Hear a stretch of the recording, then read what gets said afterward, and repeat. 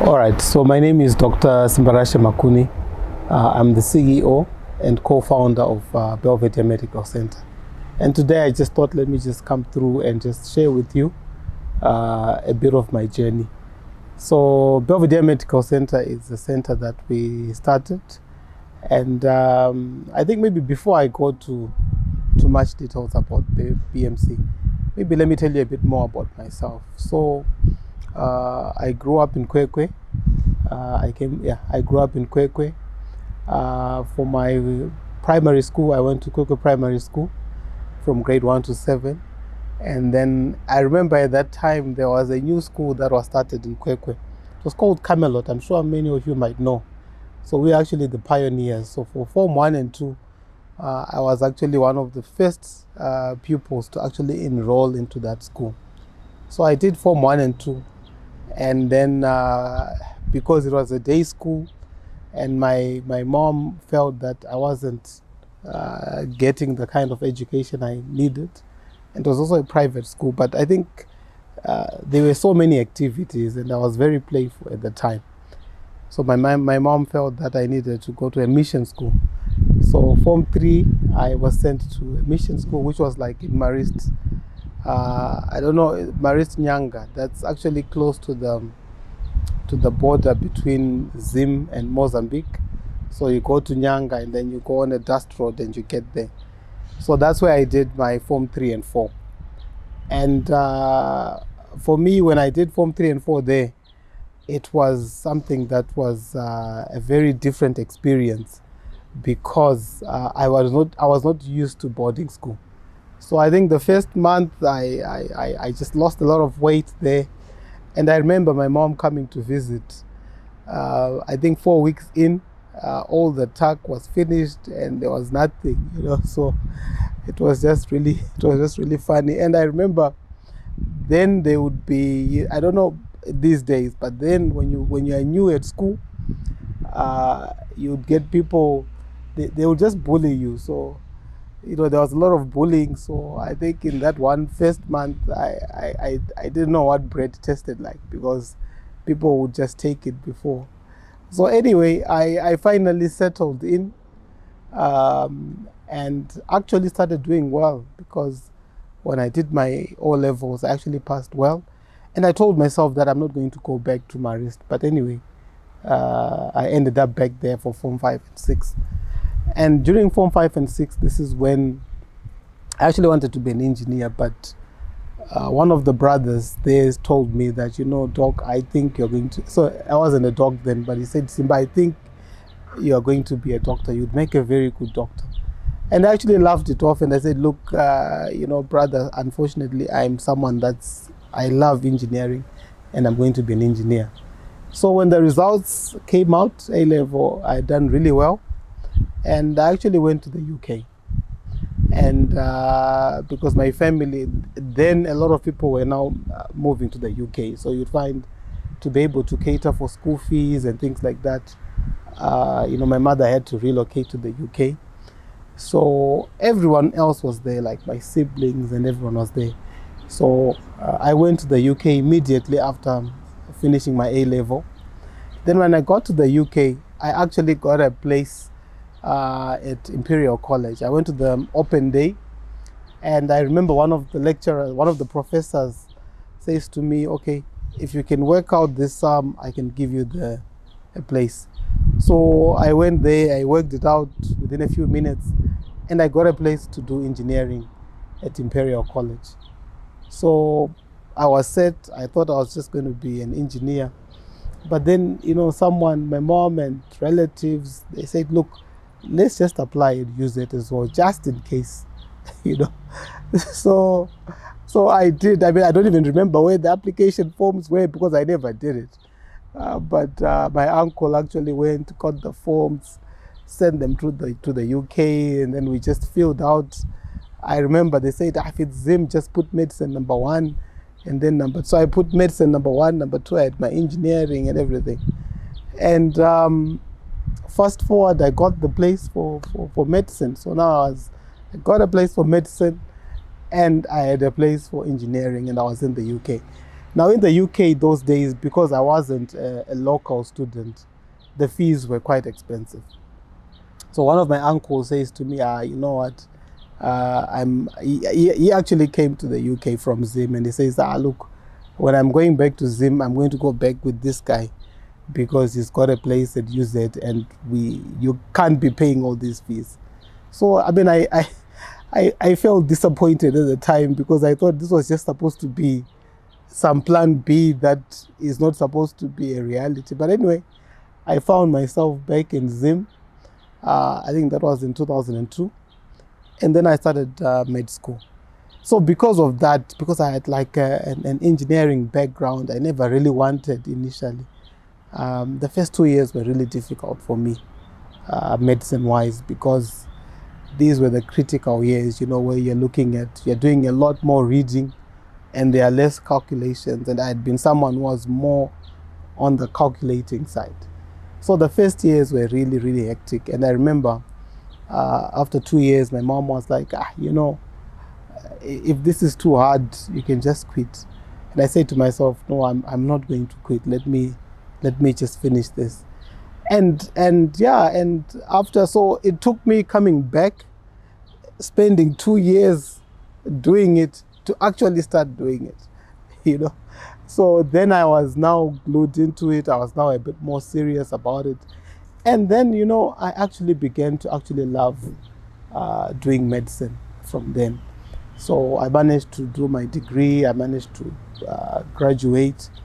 And then even during my university years, and even when I was working as a student doctor, I was always someone who was very entrepreneurial.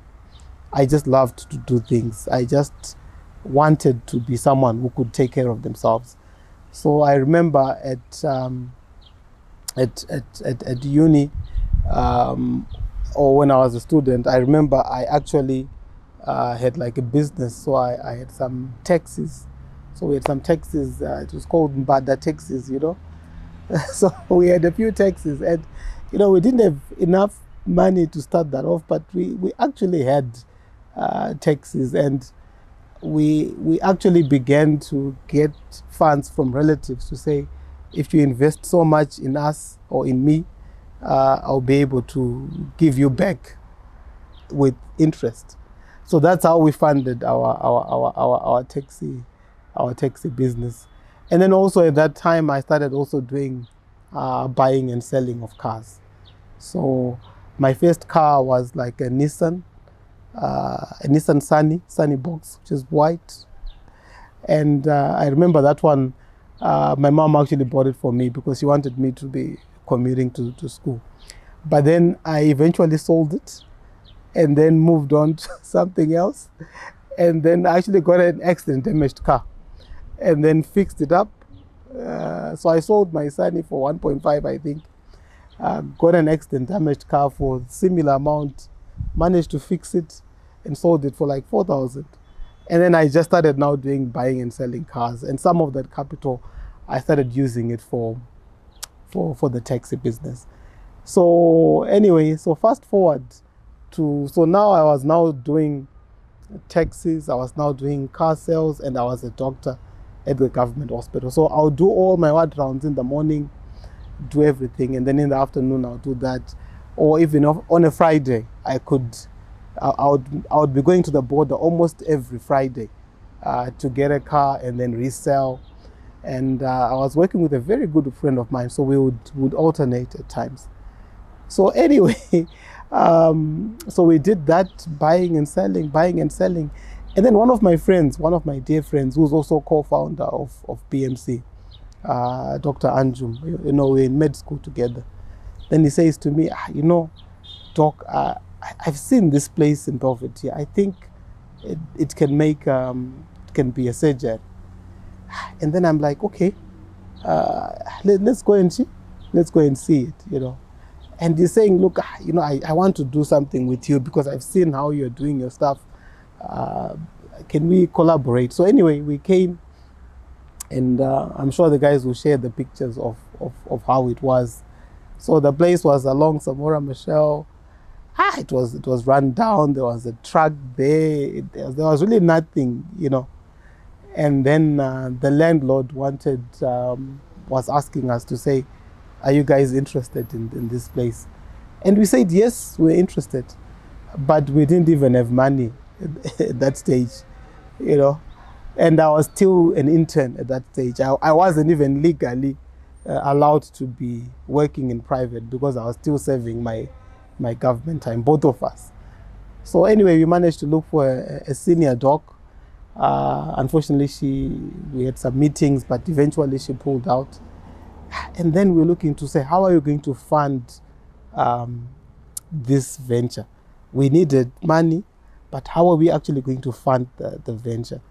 And then now I had built some resources, you know, buying and selling cars.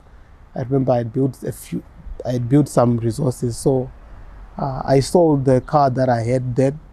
I think it was a Mercedes. It was an E-Class, you know. So I sold it, got good money out of it. Dr. Anjum had his own resources as well. So we combined that, and then we started BMC. So I remember at that time we got some stuff from China, imported, got the lease in, started working on the building. And at that time, there weren't many medical centers. That's one thing I can say. There were not too many medical centers then. It was more just a few traditional ones. But I remember when we started, we even used to get patients coming all the way from Borodale or Westgate, or, you know, because there wasn't many medical centers that would offer that private healthcare. And one of the registration requirements of a 24-hour was like an X-ray. You needed to have like an X-ray on site. And I remember then, you know, we had maxed out, but didn't have money for that. And that was when there was this indigenization drive. I know many of you would know that at one point the government was encouraging youths to get loans. And then I was still a youth because I was 29.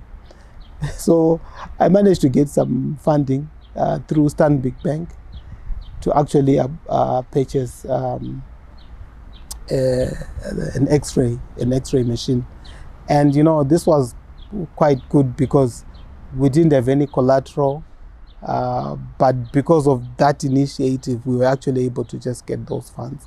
So after we got those funds, we started our business, and I think we paid off. I mean, we don't owe them anything anymore, but we actually got those resources from Stanbic Bank. So we started, and then when we started, we didn't have money for salaries. We didn't have money to pay other doctors. And then by the time we started now, because it took us, we started in 2012, and then we only opened our doors in 2013. So then I was now allowed to work in private, but under the supervision of someone else. So what we then did is we looked for a senior colleague, and then we roped him in, and then we did an agreement where you would get a percentage of the revenue. And then once I got like an open practicing certificate, then we would change the registration. So that's how we started. So we had a senior colleague who helped us to start, you know, supervising us, monitoring, and all. And you would get a percentage of whatever revenue that would come through. So 6 months into the business, you know, I now had my OPC, so we changed it. And I remember that time I was now working 24 hours. So I got a house close to in Mao Road, which is a road that's parallel to Samora Machel, but on the other side. So I would stay there. So I was now working 24 hours. And I remember this time I'd actually recently got married. So I actually started my business and got married at the same time, you know. And my wife was based in Kweru, but she actually moved to Harare then because we didn't want to be separated. So anyway, I would work 24 hours a day. In the afternoon, you would see me. At night, I would go sleep. And then, you know, we had a thing where if there's a patient coming, they would call me, and then I would be there because I was literally so close to the center. So we operated like that for some time. And yeah, so that's how we started. And God blessed us because the business actually grew from then. And it was during this period of growing the business and looking at the needs in the market that we actually also refined our ideas and actually realized that, look, there is actually a gap in the medical space. When I look at the number of patients we have helped and assisted from the time that we started, I think there was a crazy statistic. I think as a group, I think we've attended to about 80,000 consultations over the years. And for me, it's just, yeah, I just can't believe it that what started off as something between two guys actually ended up making an impact in terms of being able to offer help to 80,000 people over the years. So that's something that is quite unbelievable, and we are truly grateful for the support that the public has given us. And I think one of the other things that stood out to me, and this is why we then started, we formed Medical Aid, Save Life Medical Aid, because each time when you were in casualty and when you wanted to treat your patients, because remember, we're just operating a 24-hour accident emergency. So what that meant was we are just supposed to initially stabilize the patient, and then after the patient is stable, we either refer them onward or we send, if they are stable, they go home. But if they are not stable, we send them to a place of higher care. So that's how we operated. So it was during this time that I realized the need to say, okay, when someone has come in, they've entrusted you with their care. And, it's so important to be able to do a lot more for the patient so that they don't have to be going all over. So that's when we opened up our hospital. And in that same year, we then opened up our lab, and even in the same year, we also opened up our ambulance service. And in the same year, we actually applied for our Save Life Medical Aid registration. And the thinking was, when patients are coming to casualty, and when you want to treat your patients, you don't want to be worried about finances, you don't want to be worried about money. So medical aid to us was something that would help to say that if our regular clients are able to subscribe to our medical aid, they are able to access all our services without having to worry about resources. Because in private, this is one of the things that affects healthcare, because you want to do X, Y, Z, but it costs so much, and then the patients end up not actually getting the services. So that was the main motivation for us to start our medical aid. We wanted to make sure that we are able to offer these services to clients without having to ask for money. And the other services like our laboratory service, the ambulance, the hospital, and all those services are to actually support our patients, because we know that in healthcare, every second counts. So it's so important that when you come to a health facility, we are able to make the diagnosis in the shortest possible time. So that's the other reason why BMC has got so many services. That's why we have an ambulance, lab, etc., etc. And I think now we're also into training. I think we have seen a lot of our information on our social media pages that we're actually training. So we train nurse aides, we train first aid, and even over the years, even people that have worked through BMC, we have actually been training even our employees. We believe in giving our employees an opportunity. So a lot of the people some of the people that we started with when we started BMC, some of them now, if you see what they're now capable of doing in terms of the positions that they now have, that kind of thing. I mean, it's something that we treasure here at BMC. So we like to grow, but we also want our staff to grow with us. And another interesting statistic as well is over the years that we've been, from 2013 up to now, because of the salaries that we've been paying and because of all the employees that have worked for us, we've actually also made a contribution in terms of the economy. We've made a significant impact.